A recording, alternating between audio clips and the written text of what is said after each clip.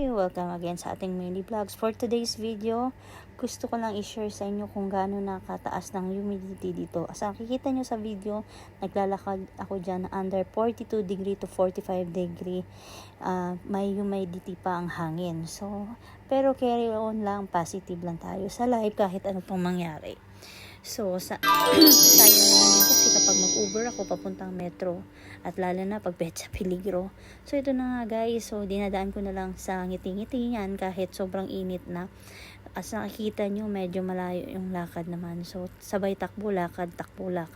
So ito na nga guys, medyo nakakalungkot lang dahil nabalitaan ko na isa sa ating mga kakilala or katrabaho or common friends dito na natanggal dahil sa mababang dahilan. So ito na nga guys, nakikita nyo yan, medyo malayo talaga ang lakad ko. Yan po, galing sa Villaggio Mall papuntang metro.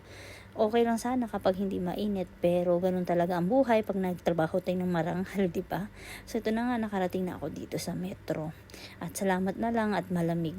So ayan, pababa na ako papunta sa next destination kung saan naman doon ko i-visit ang ibang store na meron kaming product. So nga pala sa mga hindi ko pa kakilala, so ito ang trabaho ko, nag-iikot ako sa mga stores kung saan meron kaming product. So ito na nga guys, papansin ako dyan sa metro.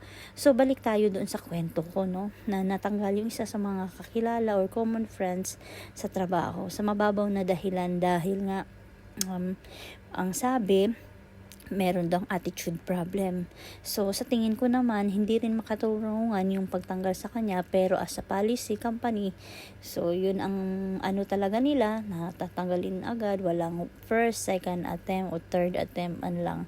So nanghihinayang ako dahil sa panahon niya talaga dito, sa totoo lang nakikita nyo lang na masaya kami, pero may mga panahon talaga ang hirap at malungkot dahil medyo nakakasama ng pakiramdam kapag matagal ka sa company at tatanggalin ka na lang ng mababaw na dahilan. So lesson learned sa lahat at sana, so medyo nakakalungkot lang, no, dahil nga sa nangyari. So sana gawin nating lesson to sa lahat ng mga nandito sa abroad.